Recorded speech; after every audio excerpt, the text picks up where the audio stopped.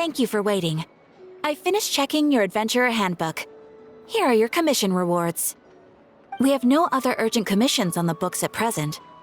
Thank you for all your hard work lately. Perhaps you two could consider taking a vacation. Amazing! Paimon never thought we'd end up having downtime and not cry.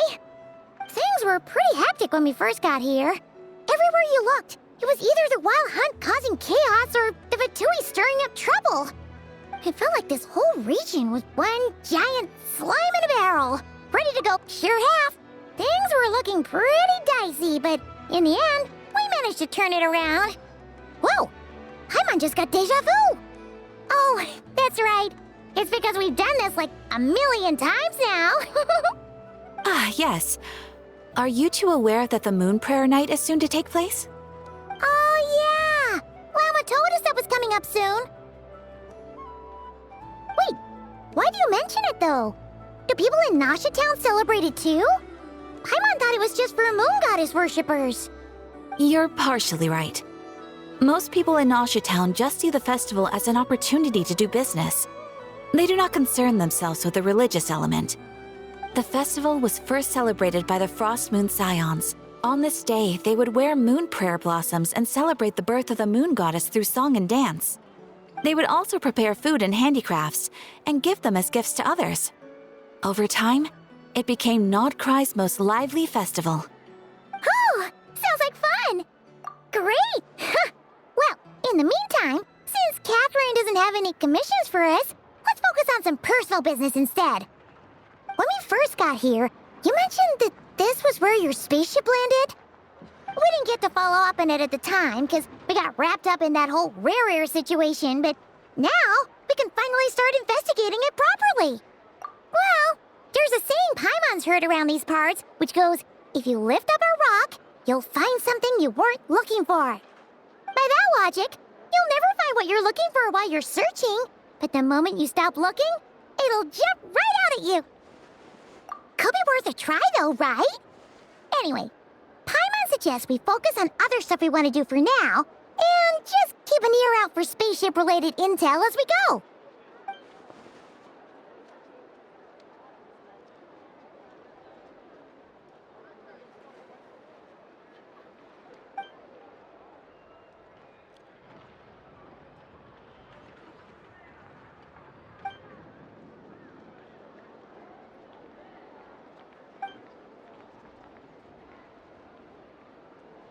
What's wrong?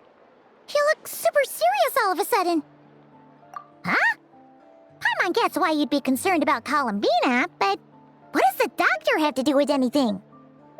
Oh, that's true. And now that you mention it, we're definitely overdue for a showdown with the Fatui. It is weird that he hasn't shown himself this whole time. What could he be up to? True. Paimon would much rather deal with Marionette anyway. She says the meanest things, but when it comes down to it, she doesn't seem like a bad person. Maybe it's the pressure of being a Fatus? Especially as a Harbinger. Does she feel like she's gotta act tough to keep up appearances or something? But then, every time we headed out with Rarier, she always wound up having to repair Polonia and her other robots. That's gotta sting. Losing face always hurts more for people who care a lot about their image. She's probably still furious about it. What? Relax! She's not even here! Huh? What's the matter? Oh, nothing. Sorry, we'll be on our way now. Where are we again? Oh yeah, Columbina? Right, yeah, let's go see Columbina.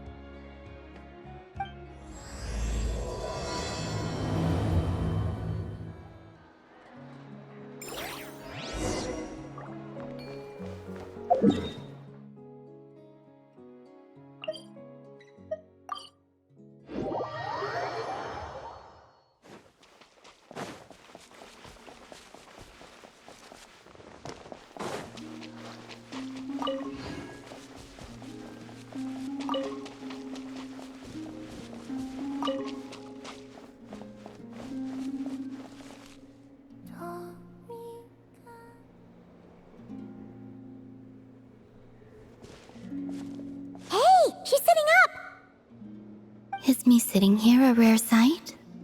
No, we just thought you'd be resting. Perhaps I would have been, were it not for the sudden arrival of some unexpected guests. Not that I consider it a disturbance. After all, you are the only ones who are free to enter. Would it not be a little unfriendly of me to lie down while we speak? I didn't realize you put so much thought into little things like that.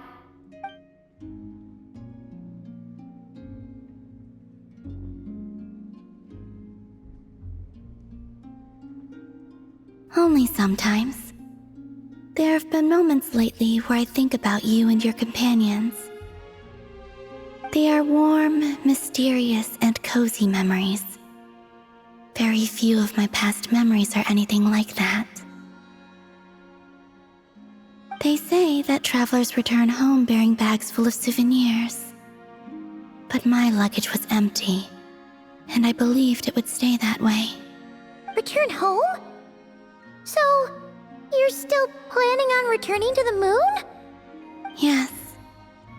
This planet continues to reject me, reminding me that I do not belong here.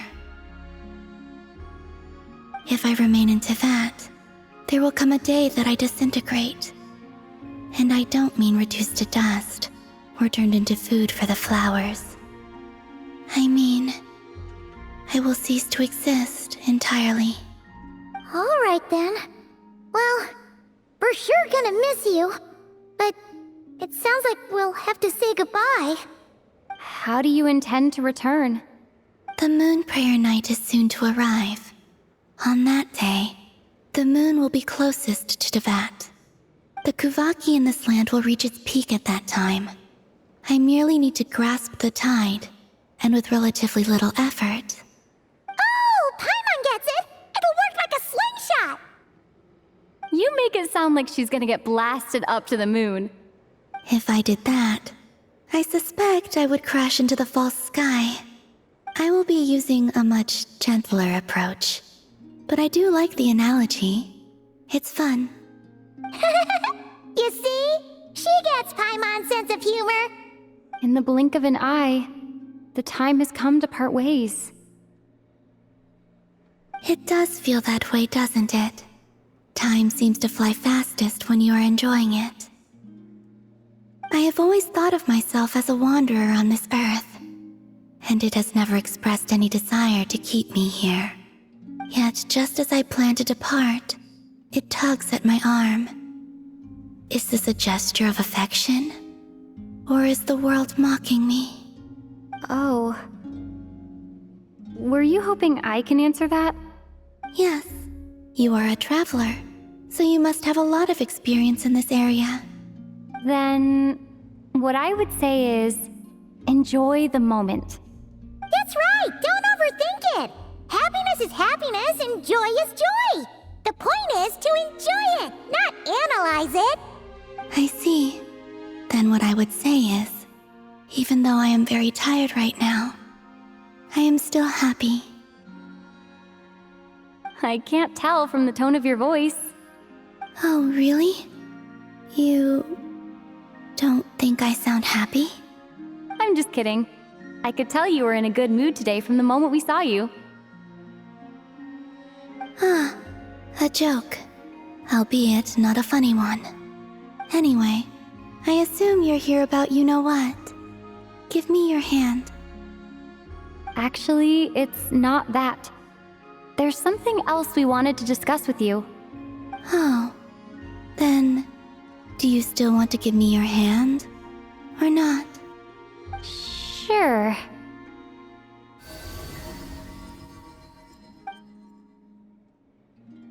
Thank you. So, I've heard that in the moon prayer nights of the past, people here would hold celebrations in the moon goddess's honor. Since you helped so much in our fight against the Rehir of Solnari, I think you deserve a farewell party before you return home. I haven't asked everyone else for their opinions on this yet, but I'd like to invite you to join the upcoming moon prayer night. I've never joined a moon prayer night before. I'm not sure what I would even do. Oh, don't worry about that! We take care of everything! All you need to do is show up. Of course, there's no need to force it if you're not feeling strong enough. It's just, this kind of felt like a golden opportunity. But they call me Kutar, and the Fatui have an arrest warrant out for me. I shouldn't appear in public right now.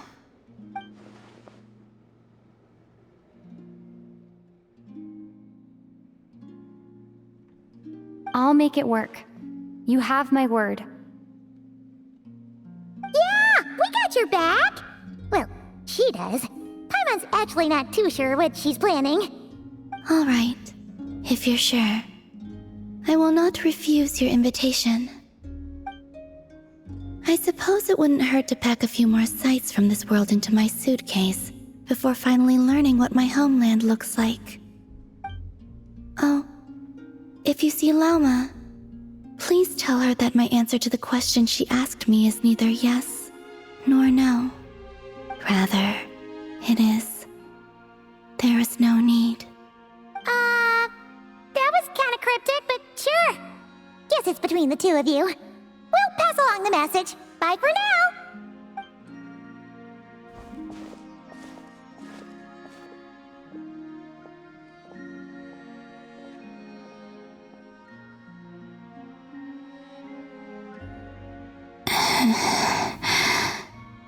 And also, I do not know.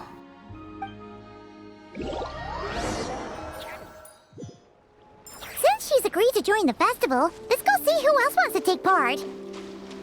Lauma's gotta be the person most familiar with the Moon Prayer Night. We should start with her. Also, what exactly is your plan to keep her safe? Not sure yet. I'll figure something out. What? Are you serious? And Paimon even gave you her vote of confidence back there! When did you become so sneaky?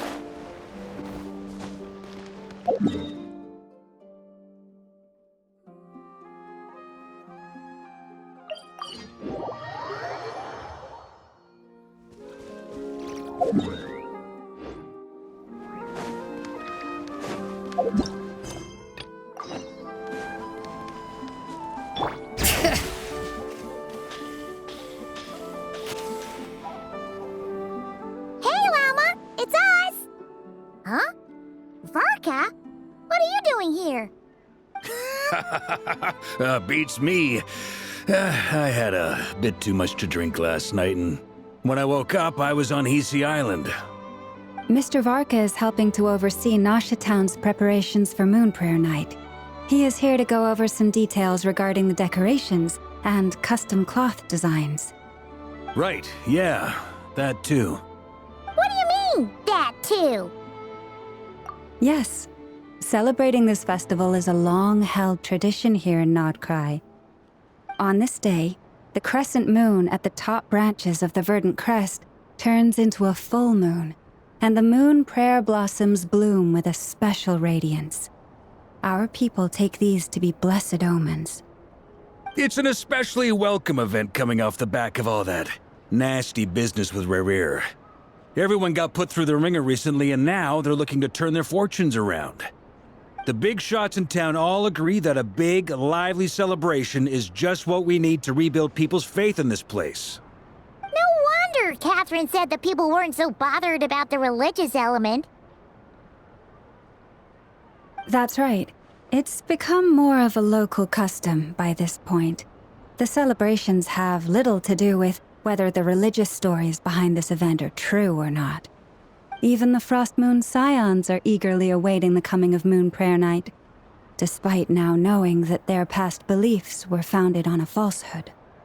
That's fair. It's a bit like the Lantern Ride in Liyue. It's a chance for people to enjoy themselves, not debate the existence of the Adepti.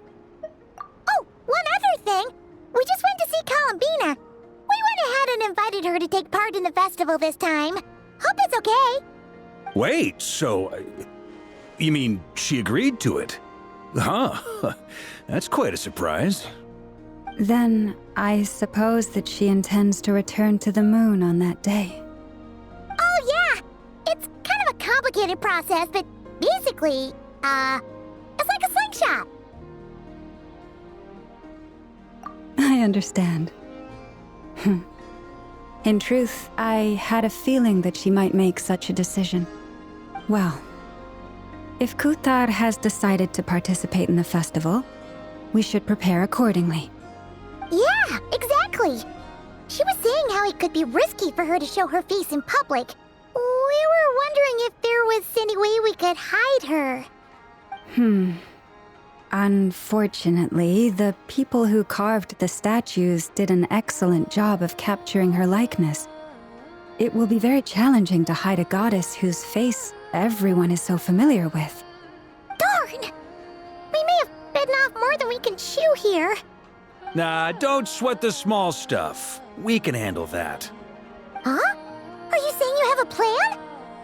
Not as such, no, but the most important thing with a festival is to keep the mood light and your spirits up. You can't go preparing for a festival with those long faces. You'll never convince anyone to enjoy themselves. The Mondstatter spirit is strong with this one. As it happens, I agree with Mr. Varka. Let's start by making our appreciation for Kutar the beating heart of the festive atmosphere. And who knows? Once we get the ball rolling, perhaps everything will just fall into place. Hey! Did you catch that? Llama said the thing! Or close enough, at least. I'm looking forward to the Moon Prayer Night already.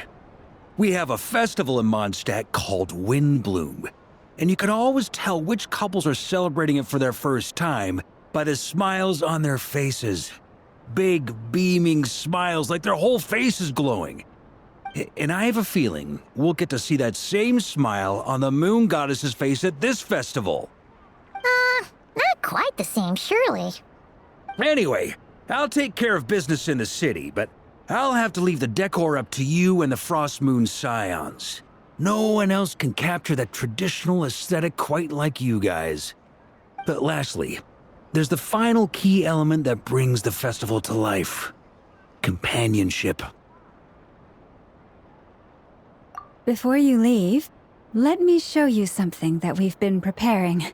Mr. Varka had asked to see it already, so you may as well tag along. Also, I have some further questions about Kutar's decision.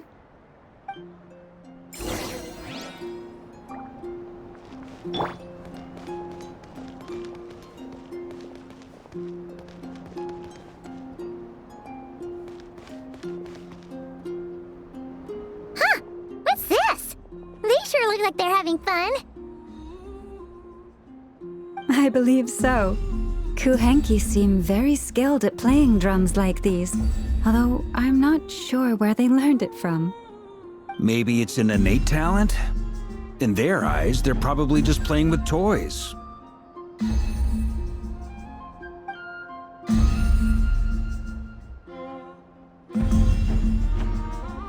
Wanatar! You want to play too? Yeah. She looks more confused than anything. Maybe we can teach her next time if we get the chance.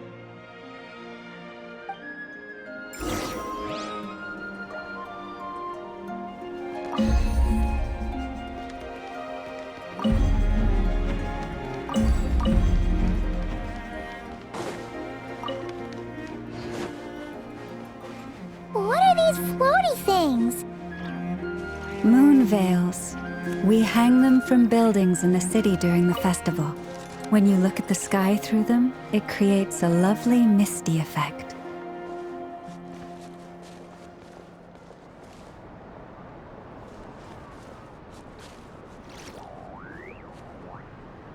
Everyone seems hard at work.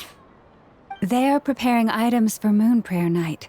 For instance, the sculpture being made over here, Mr. Varka and I were just finalizing the details of where it will be placed.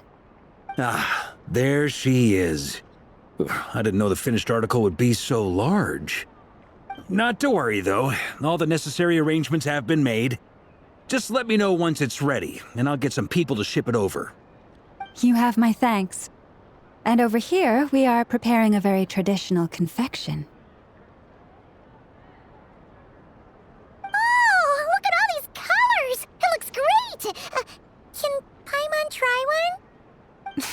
Of course. I have a feeling you'll like it a lot. You bet! Sweets and treats are Paimon's favorite.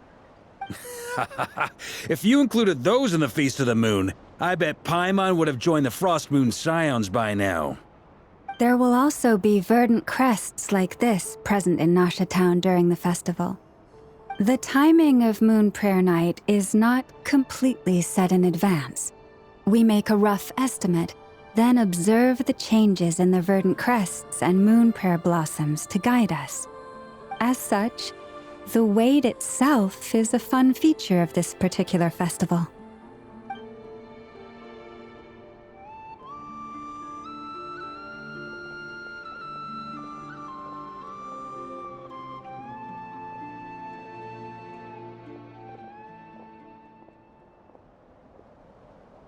Let's talk here.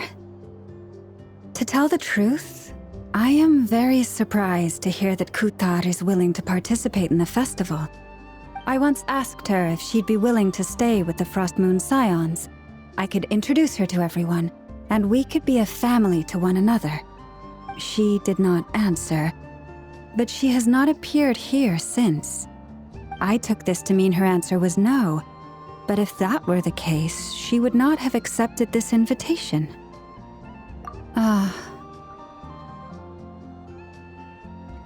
I see. Maybe she is right. Maybe the Frost Moon Scions of today no longer need a moon goddess. But my wish was not for her to come here and be worshipped as a deity.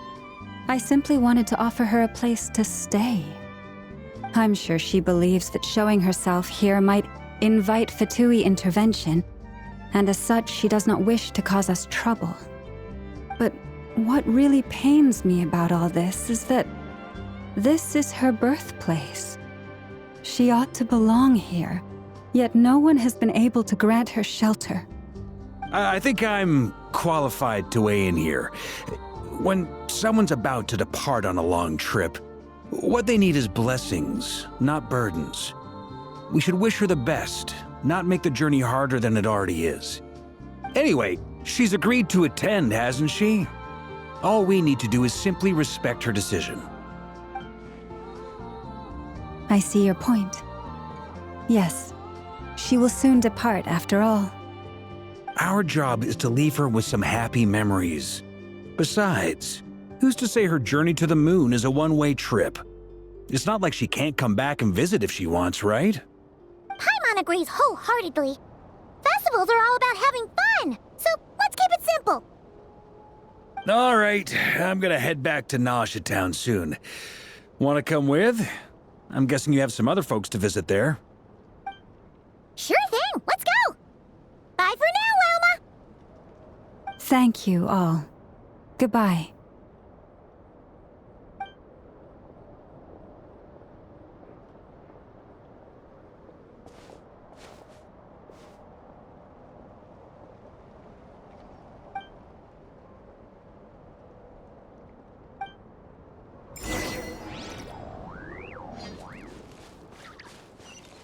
Can't hide the truth.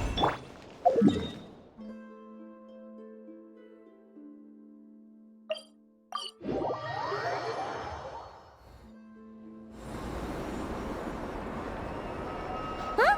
Hey, over there! It's Duran and Albedo with twins! What could they be chatting about?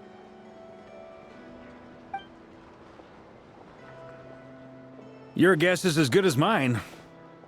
Ah, Grand Master, and the Traveler and Paimon. Hello there.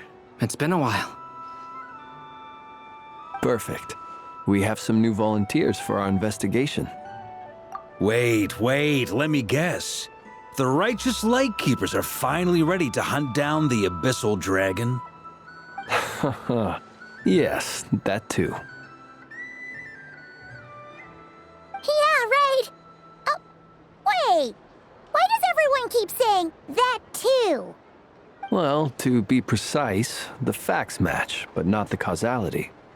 Wait, so I guessed right? Half right. Don't act so impressed with yourself. Maybe I can explain. We ran into Mr. Flint's north of Nosha Town. At that time, we just noticed a few abyssal creatures out in the wild, but the strange thing was, I didn't detect any traces of abyssal energy on them at all. On closer inspection, we realized that they were not real monsters, but something akin to reflections in the water, or perhaps a mirage. Huh? What do you mean? Like, you could see them but not touch them? Exactly. It was very peculiar. They roared and tried to attack us, but we could not make any physical contact with them. I think I've heard of things like that happening in Notcry before, but I don't know much about it. Yes, it's a known phenomenon. Mirage-like illusions tend to appear in Notcry in the run-up to Moonprayer Night. From a distance, they appear quite real. I myself thought that Misters Durin and Albedo were locked in battle with abyssal monsters when I first arrived. But after sharing intel and investigating a little further, we can confirm that these illusions are harmless. There is no great cause for concern.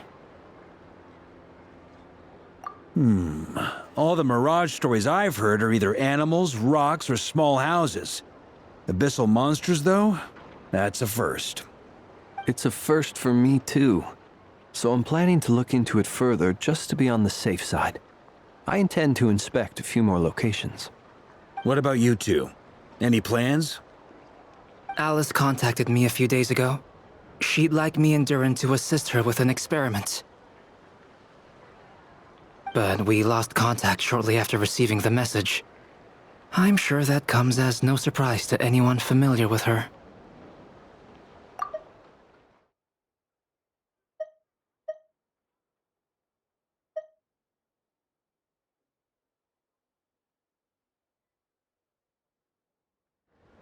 We don't know when the wind will blow, yet when the wind blows, we will know.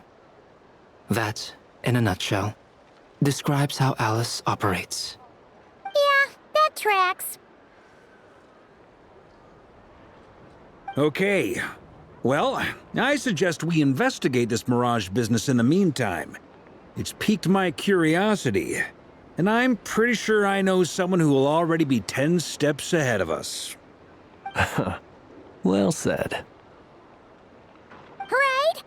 Whatever's happening in Notcry, she always seems to be the first one to know. Let's go see what she knows. We can invite her and her staff to the festival while we're at it.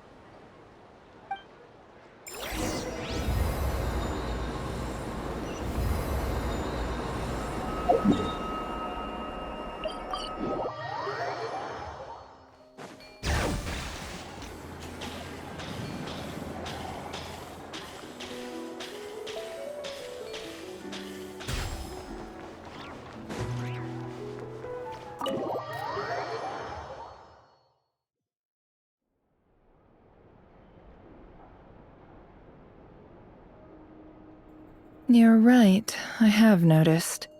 There's certainly something a little fishy about this situation. Only a little, though. Records indicate that this phenomenon can occur in the days before and following Moonprayer Night. That said, it has always been a rare sight in the past. The odds of encountering these phantoms are similar to looking up in the night sky, happening to see a shooting star, and managing to make a wish before it disappears. But this time, either everyone's getting lucky, or they're appearing far more frequently than usual. Yehoda's out gathering intel as we speak. In the meantime, let me check off some points of interest. First, the Abyss. The ones we saw seem to be abyssal monsters. Indeed. But we have identified one location where many more of them have made an appearance. And not just monsters, but human phantoms, too. Given the scale and nature of the phantoms, it's almost as if someone's last memories are coming to life. Or perhaps the memories of multiple people. Oh. So you mean the phantom monsters are hunting down the phantom humans? Exactly. The phantoms can interact with each other, but we have no means of intervening. In addition, some of the human phantoms would seem to be from the very distant past. This is clear both from the clothing they wear and the stories they tell.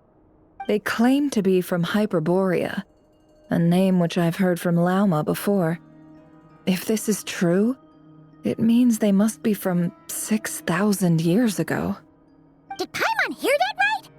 6,000 years? It sounds like this merits further exploration. That'd be a big help. I'll leave it with you, Albedo. My knowledge of ancient history is non-existent. I used to doze off every time the pre-Knights of Favonius era came up in class. It's quite a miracle that you were able to understand these phantoms' speech, given how long ago they lived. I suppose you're right. But I'll leave the archaeologists to ruminate over that conundrum. As an intelligence broker, my sole interest is in the value of the information I gather. Which, in this case, hopefully means earning myself some good favor with our dear Lady Moonchanter. So calculating. Whew, this intel broker logic always catches Paimon by surprise. Sounds to me like we could split the work up. I think the abyssal phenomenon is best left to Albedo, Flints, and me. Agreed. It coincides with my duty as a lightkeeper. For my part, I'd like to understand the abyss better. Even a little knowledge would go a long way. This is certainly a rare opportunity to study the abyss. But even rarer, perhaps, is the chance to make contact with the ancients. The Curatorium will take the lead on investigating the Hyperboreans. We put in the work to learn what we know so far. It seems only fair that we get some quantity of exclusive intel. That just leaves our trusty team of 2 unassigned.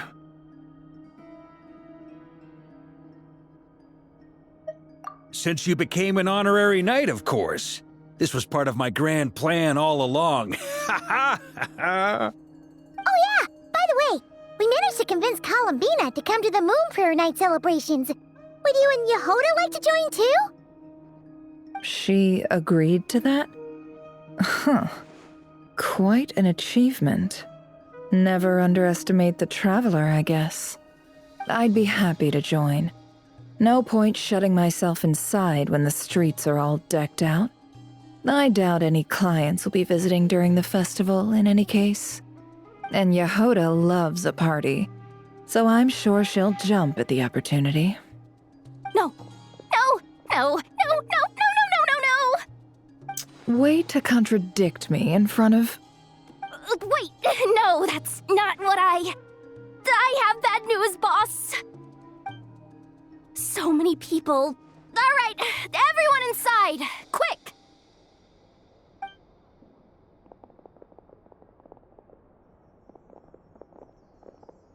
This is gonna sound crazy, but hear me out. I saw one of those phantoms at Star Sand Shoal, and it was some sort of flying ship. Like a spaceship? That's gotta be the one you came to Tibet in. You said you saw the same thing through the moon marrow, right? Huh? You already know about it? Ugh, I thought I was gonna blow people's minds. Turns out I'm the last to find out. Wait. Back up. You came here in a spaceship? Now my mind is blown! What's it like on the inside? Was it like flying through space? I want to know everything! Yep, exactly. Huge discovery. You're the best, second best intel broker in the world. After your boss, of course. Wow. Really? Well, I don't know if I'm all that, but... I guess that decides where we're heading next. Come on, don't look at me like that. I know the spaceship doesn't have anything to do with me, but you don't want to leave me as the only one twiddling my thumbs, do you? Please? Fair enough. You can tag along. In that case, let's meet back here to discuss our findings once we're done. I wish everyone a productive investigation. You too!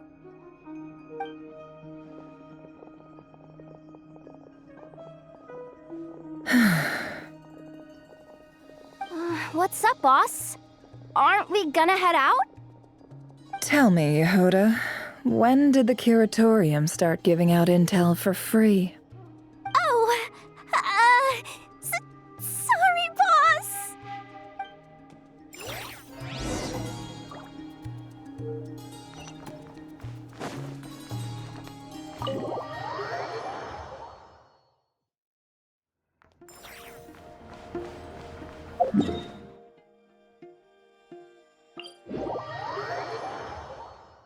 Perfect weather for a nap in the workshop.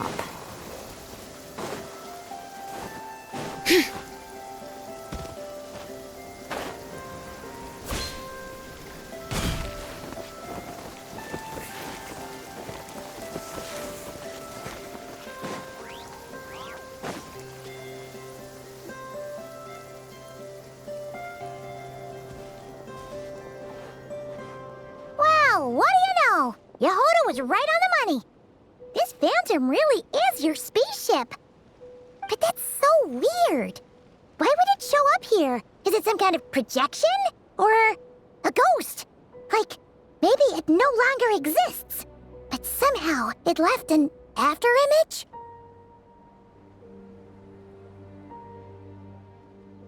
Ah, you're already here. Miss Lauma, what a surprise. I thought you were busy with festival preparations. I was, until one of our people informed me that a strange sight had appeared at Starsand Shoal. No one's ever seen something quite like this before. I thought I should see it for myself. Same here. Oh, so we heard that these things appear around the festival period. Any idea why that is? Unfortunately not. We have very limited information about them, since they can't be interacted with. And no human phantoms have ever made an appearance before now. The most we've been able to deduce is that these sightings appear to be connected to the increase in Kuvaki energy around this time. Yeah, seems like that's all we can do. This is all so confusing. Allow me to lend you a hand.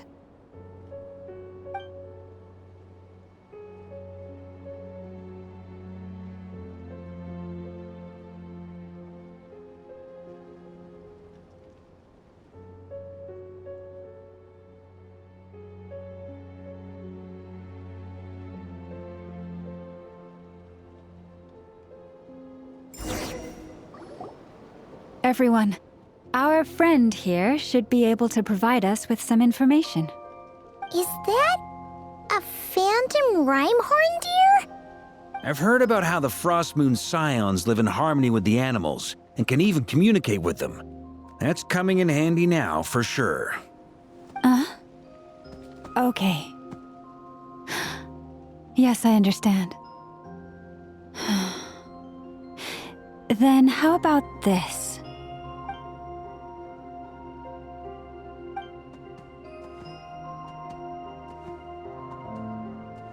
Oh, it's leaving. It appears to share our curiosity about this giant spaceship, so I asked it if it wouldn't mind investigating along with some friends. In return, I told it about some nearby spots where the wild fruit grows abundantly. We may live in a different era from these phantoms, but I trust that the terrain, climate, and ecology here are more resistant to the effects of time than some things are. Let's give them a moment and hope for the best.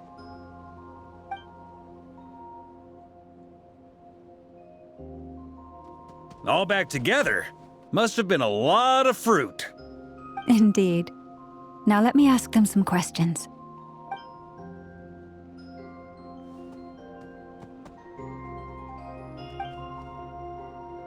It did find a lot of wild fruit, enough for them to feast for a long while. This puffin circled in the air several times, but didn't spot anything out of the ordinary. Certainly nothing to do with the spaceship.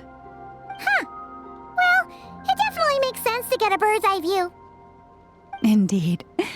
Other than that, I was also thinking that the world these phantoms see is also different from ours.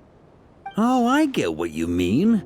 The wild fruit exists in both times and spaces, but there might also be things that only exist in that space-time, which we can't see. Good point. Great thinking, Llama. Blunthorn rhinos can use kuvaki to shift great rocks, but this one says it couldn't get that ship to budge by even an inch. The sniffer mole tried too, but despite being a skilled digger, it could not get through. They say that the spaceship looks robust and undamaged.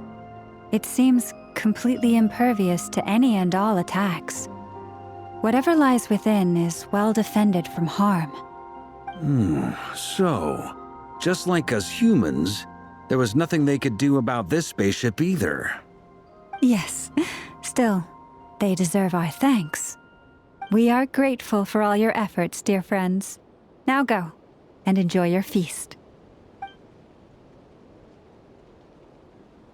I've noticed some other human phantoms gathered nearby. Come on, let's go talk to them.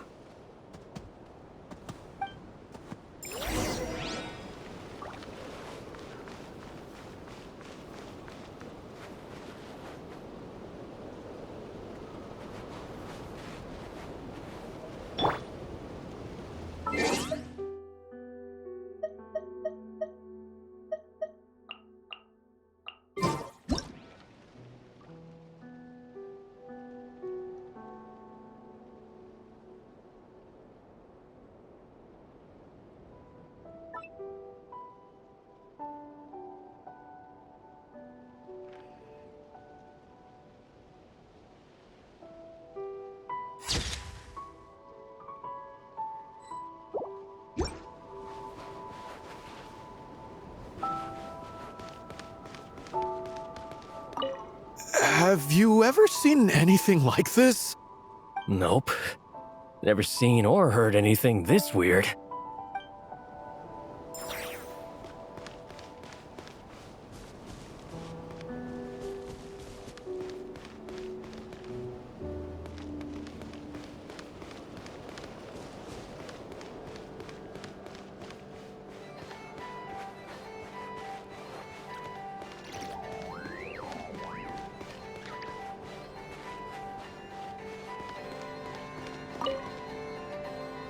What is this thing? I've never seen it move, and there's no way to get inside. Goodness knows. My grandpa says it's been sitting here at least since his grandpa was still alive. What about his grandpa? Did he say anything to your grandpa's grandpa about it? Huh? I don't know. In all likelihood, it was here back then too. Hard to imagine something this huge could move. Guess that means that as far as they're concerned, this ship's been around a long time.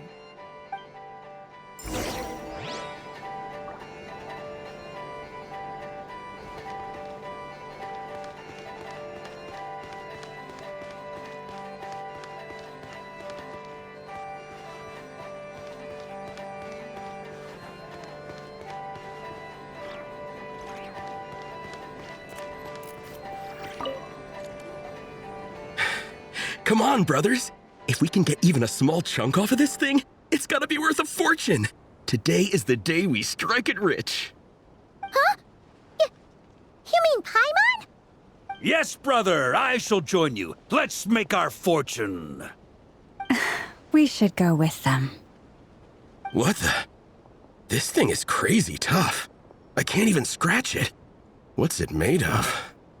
Sorry, brother. Looks like we'll have to seek our fortunes elsewhere. Enjoying yourself? I was just seeing if I could influence this phantom's perception by playing. But nope, no dice.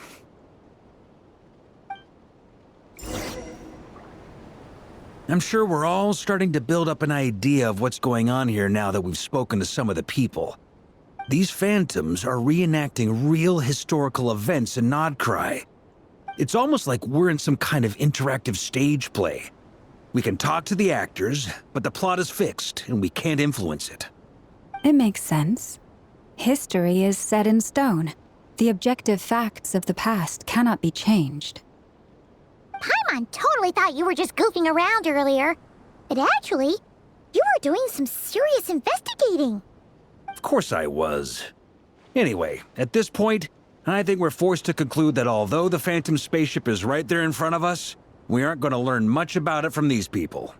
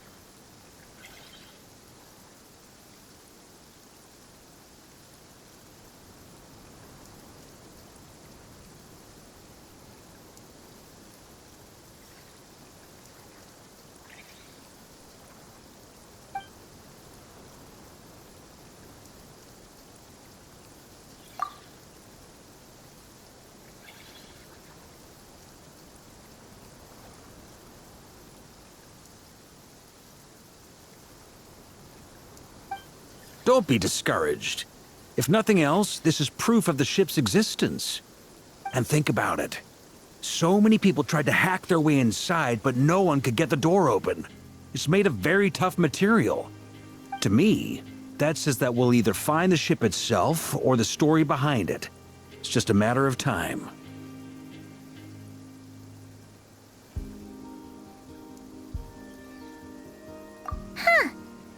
Every now and then, when Varka gets serious, he actually does seem like Grandmaster material for once.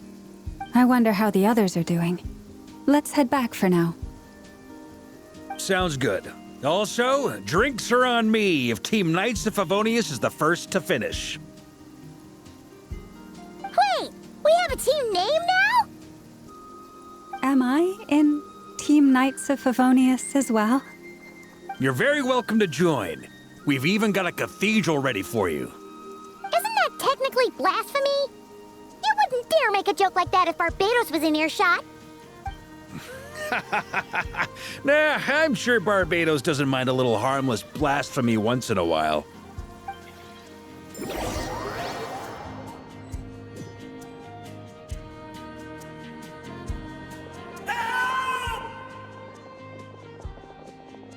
Oh, no! Get away! Oh.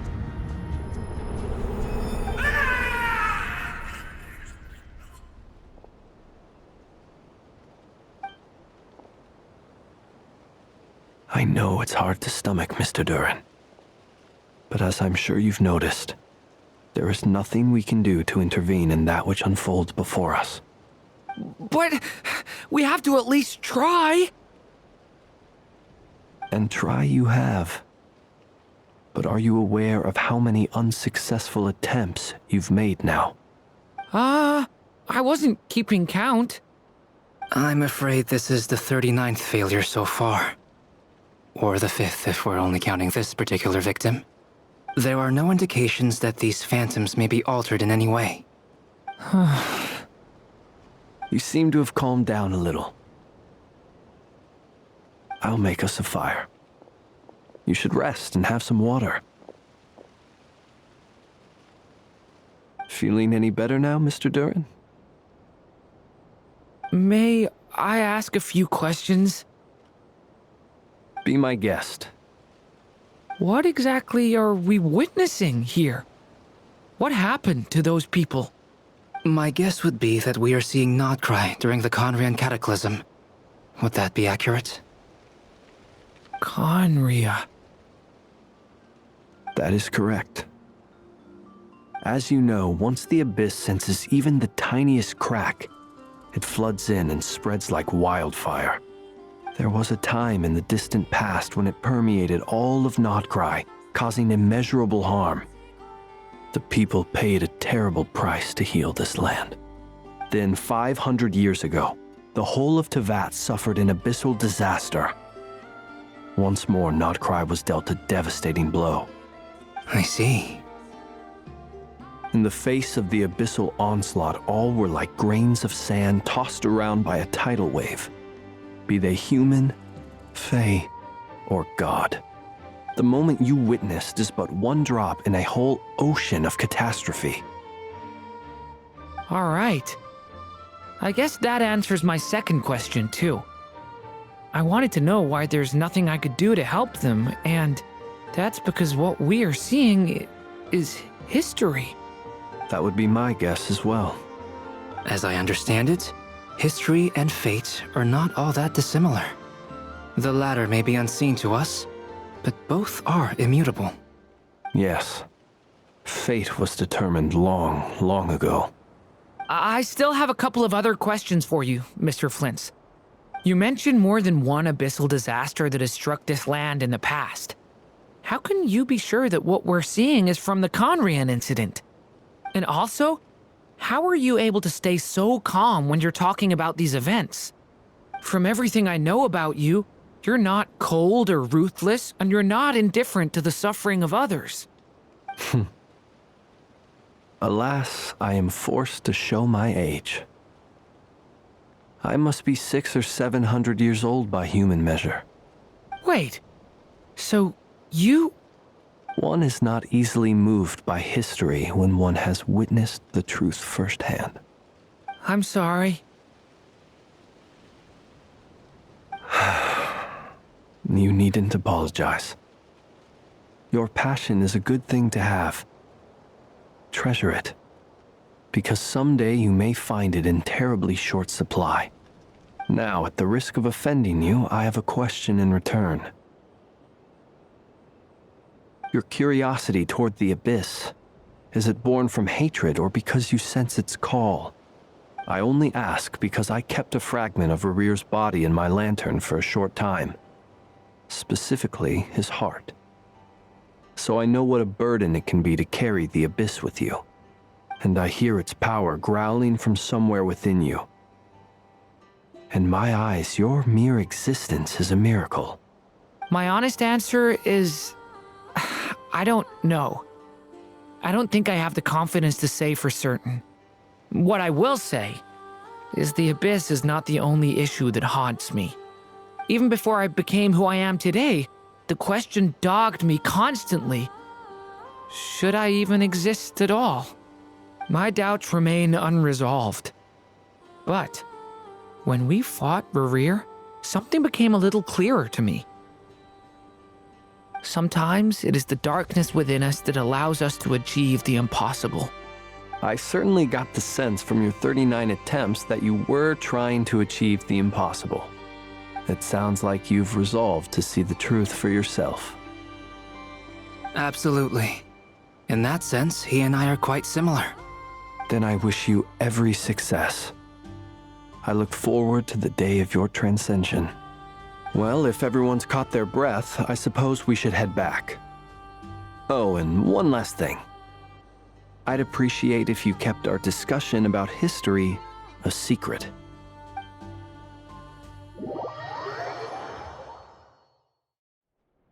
Incredibly, our separate investigations led us all to the same conclusion. Hooray for consensus!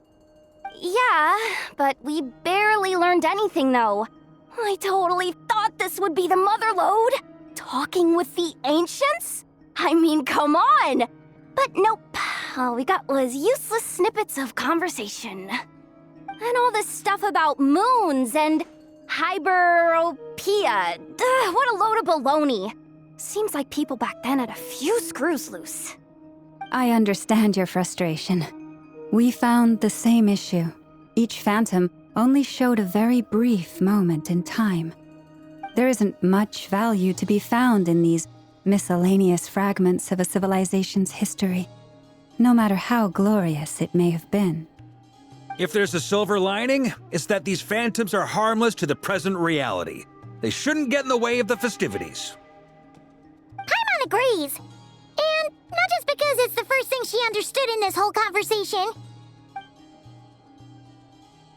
You look disappointed, Nefer.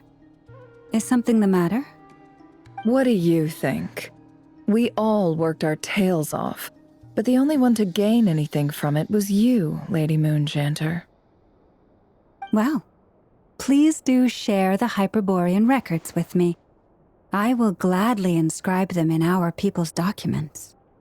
Oh, duh! Yeah! That was it! Hyperborea! Hyperborea. I'm serious.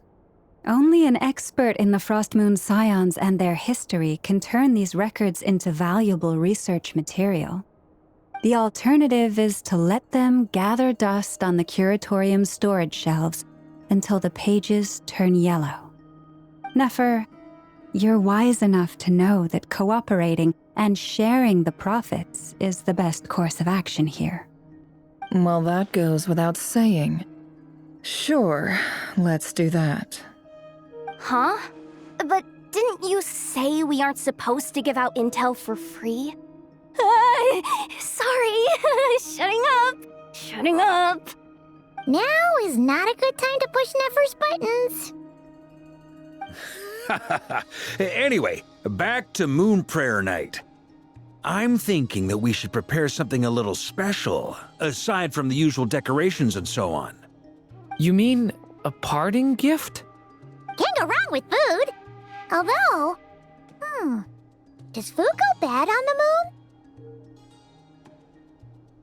Perhaps a lantern would be a better choice.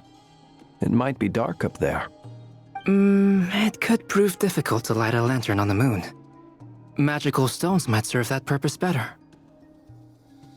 What about a clockwork mecha model from Fontaine? I've got a whole bunch at home. I use them for fighting practice in my free time. None of these sound like things she would be even remotely interested in. But we don't interact with her enough to know what she likes.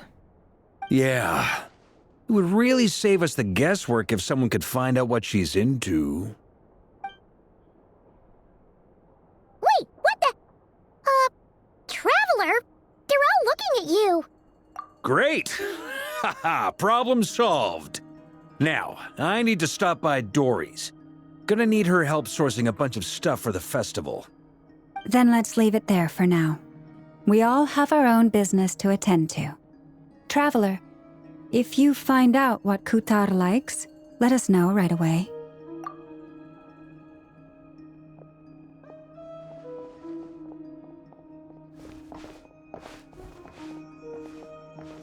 Is something the matter? I'm fine. It's just... I'm still feeling a little rattled after witnessing the horrors of the Abyss.